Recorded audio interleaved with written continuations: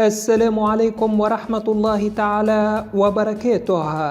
الرجاء الاشتراك في القناة مع تفعيل زر الجرس حتى يصلك كل جديدنا. تشكيلة الأهلي المتوقعة ضد نيوم في الجولة 18 من مسابقة الدوري السعودي. يلتقي فريق الأهلي مع نظيره فريق نيوم على أرضية ملعب مدينة الملك خالد الرياضية ضمن مباراة الجولة 18 من مسابقة الدوري السعودي، وذلك يوم السبت الموافق 24 من يناير 2026 في تمام الساعة 8:30 مساء بتوقيت السعودية. فريق الأهلي من المتوقع أن يدخل بالتشكيلة الأساسية التالية: في مركز حراسة المرمى إدوارد مندي، قلبي دفاع إيبانيز بجانب ريان حامد، علي المجرشي ظهير أيمن، زكريا هوساوي ظهير أيسر. في خط الوسط فرانكي سي بجانب أتانغانا، رياض محرز جناح أيمن، جالينو جناح أيسر. وسيقود هجوم الأهلي إيفان توني بجانب فراس لبريكان.